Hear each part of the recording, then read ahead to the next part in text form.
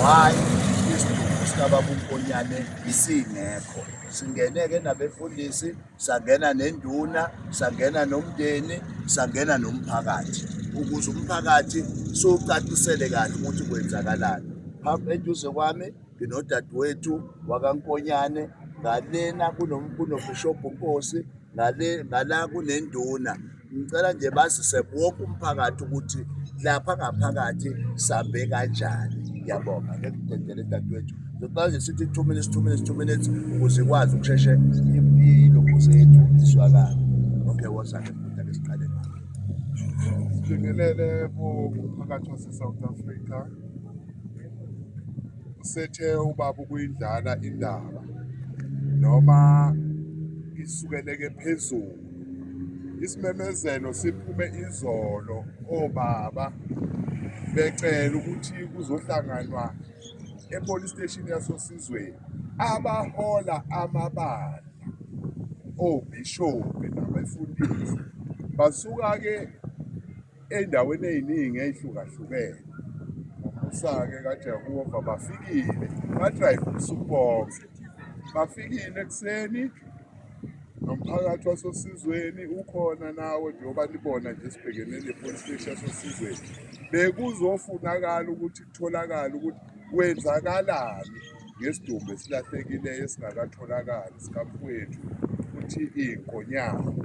Cha, hhayi sesitholile-ke ukuthi umseshwa wamacala useyithendeni, usaqoqa bofakazi, abukapheleli. Asikatholiki incazelo ephelele ngoba akukapheleli, kodwa yena uphakathi naluhlelo. Ngiyabonga kakhulu kungachithi isikhathi. Bonke kubaba noma sebebuyele emuva bahambe nenkosi bathwale, bakhombisile ukuthi bayasithanda bengamazayoni futhi bazohlala benathi njalo ebuhleni nasempini. Ngiyabonga. Angibingelele phakathi ngumhlongo mina induna yaseNyoneni ngalenzuka igeyi esinayo laphaya eNyoneni yokulahlekelwa umzimba kababa uNkonyane esingawazi ukuthi ukuphi. So ebekusilethela e-police station besifuna ukuthi amaphoyisa asichazele ukuthi sizolinda i-court order eMaritzburg lapho kwakufakwe khona i-court order yokumisa umngcwabo. So bathi-ke asilinde yona.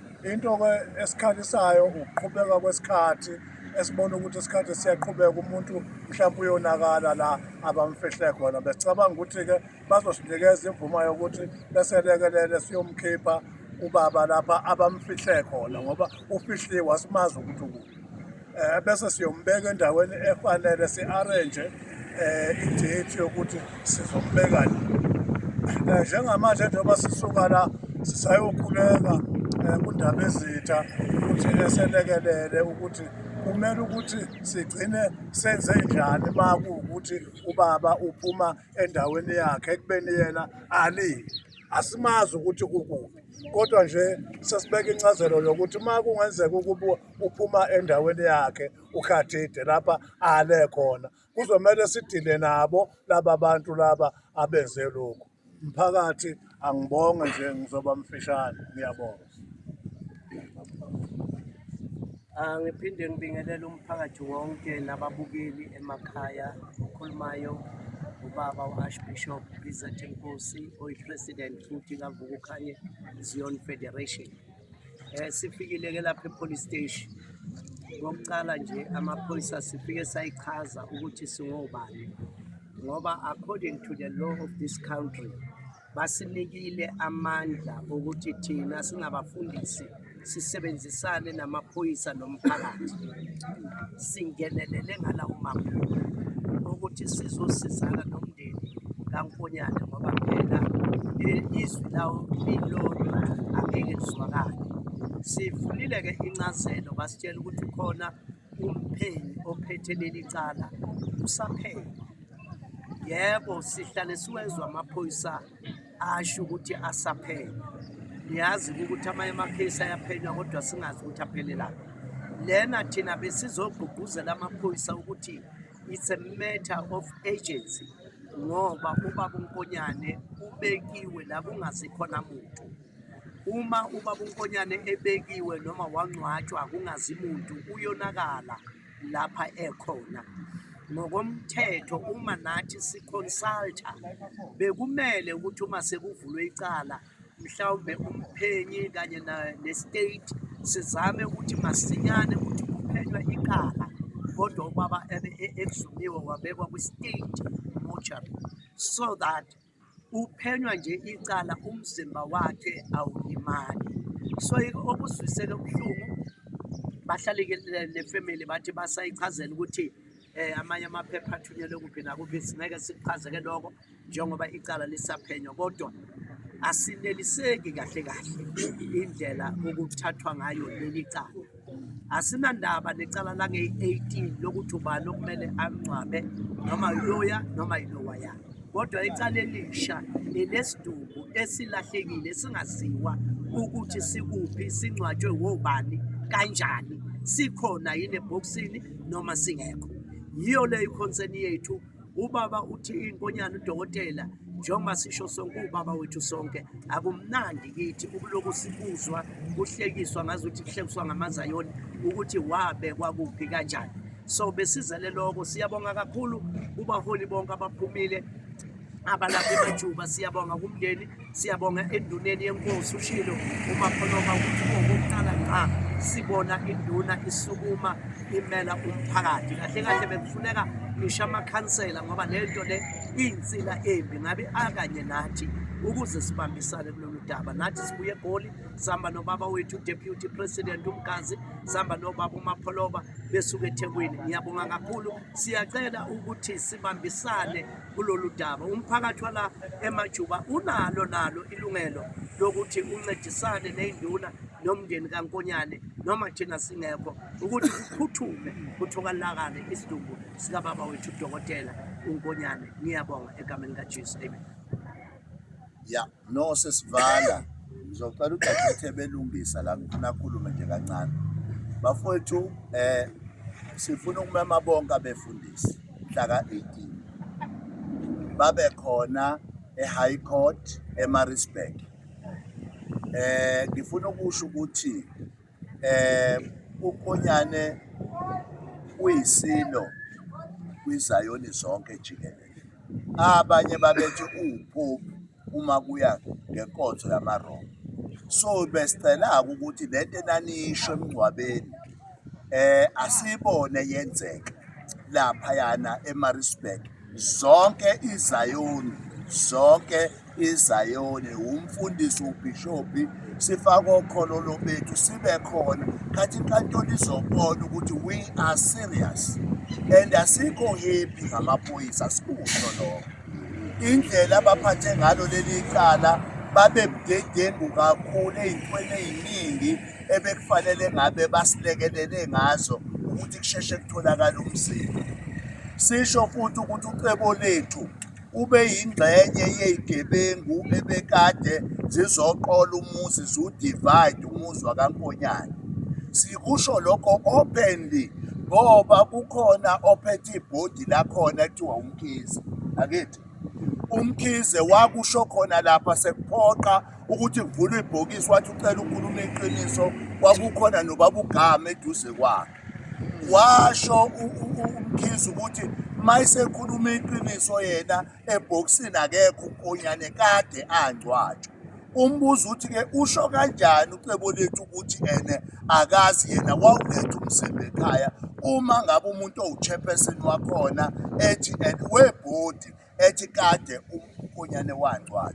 Lokho nje kukodwa kusenza kushiye nombuzo ngocebo lethu ukuthi kanti inkampani yini le ngenawo ama-ethics okusebenza emphakathini ekwazi ukuhlangana ney'gebengu ey'ntshontsha imizimba yabantu bese izongcwaba amalokhuze iy'tini. Mhlambe bangaki imindeni eyazi ukuthi ingcwabile kanti ayingcwabile ma kuwukuthi lo ukuba ubanjwanga leza y'tini esontweni kusho ukuthi ngabe nanamhlanje asazi ukuthi uNkonyane wangcwatshwaphi.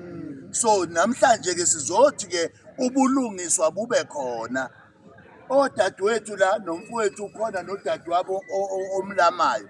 Sifuna bafowethu bazoshiya, sizobhala mase siqedile bazosinikeza i-account. I-account njengoba kuthiwa kiwe inkantolo nje, i-account ekufanele isebenze. Njengoba kuthiwa usazongcwatshwa nje, i-account ekufanele isebenze. Sicela wonke amabandla bakwethu, ne-advocate nayo ayihambi mahhala njengoba iya lapha e-High Court, ihamba ngemali.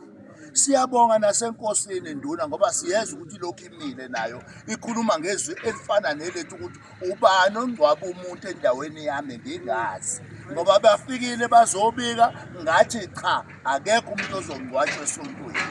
So dadewethu, angazi ngiyazi ukuthi ayikho i-account ongayazi ngekhaya, kodwa ngiyocela ubakhonfemise abalaleli ukuthi uzosinikeza i-account. Kule video esoyenza sizoyibhala la ngezansi, abafuna ukufaka banikele bazonikela.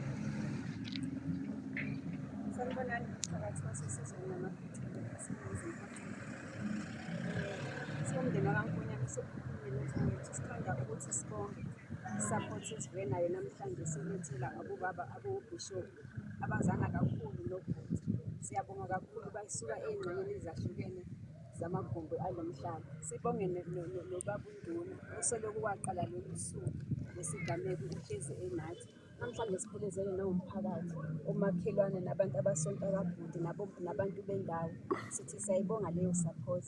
Umhlangano-ke sesibe nawo la phakathi e-police station namaphoyisa a-expressa-ke abaphathi izinto ezingabaphathanga kahle. Thina-ke singumndeni asisho nje ukuthi sesikhathele, si-exhausted, sikhathele financially, emotionally, physically. Konke nje sicela ukuthi nani niwuMzansi Afrika nisibeke emthandazweni ukuthi ubhuti makatholakale, ngoba each day elele laphayana siyazibuza ukuthi umzimba wakhe usesimeni esinjani. Njengamanje-ke sibheke ekutheni-ke ngoLwesine masiya enkantolo kubonakala ukuthi siyayithola i-order yokuthi ubhuti akhishwe lapha. Esikubongayo-ke kodwa emaphoyiseni ukuthi ubhuti la sisola khona ukuthi ubhuti ufihlwe khona ugadiwe-ke, amaphoyisa agadiwe 24/7. Kodwa siyakucela ngazathi le process ingabe isiphi, ngoba siyafisa ukuthi mhlawumbe kube sayikhiphela ubhuti uma ngabe sisola ukuthi la ngabe mhlawumbe sesamfihla. Baba uMgazi waza-ke kuwethu usibongele usho njengamanje thini i-problem of the day. Angibingelele Special sicela nje ukubonga umphakathi wonke kunomphakathi ngokunceda ifamily baba ngoba siyabonga usuma kwakho nomzamo babe sithi ngibonile inkosi na ukusabala baseNyukazana. Siyanibonga bomakhelwane msebenzi. Besithi-ke uma seshilo kumaphono uhlelo lwethu asiqhubekeni-ke sihlanganeni eMaritzburg. Mazayoni siyanicela asihlanganeni eMaritzburg. Okwenzeka komunye umuntu kuyokwenzeka nakuwe ngelinye ilanga, nawe siyokusupport. Please sinike i-support, singenze i-support Mazayoni sonke, asihlanganeni eMaritzburg. Seshilo kubaba ukuthi sizofaka ukhololo singafaki nje abantu namajazi nje amanje. Kodwa wonke umuntu asene-Maritzburg estate siyopusha le nto le. Inhloso yethu enkulu sithole umzimba ukuthi ukuphi bese uyongcwatshwa ngesizotha nokuthi ngamanga. Labo abangcwabile ngendlela abangcwabe ngayo kodwa uthathe inyathelo khona ukuthenga wathathele inyathelo na ucebo lethu. Thina sikho happy ngocebo lethu, asikho happy futhi asikho happy ngamaphoyisa. Sonke siyanicela abafundi asithumeni sonke sihambeni sephambili sekuzoluka siyathola. Hayi-ke siyabonga kakhulu bafowethu.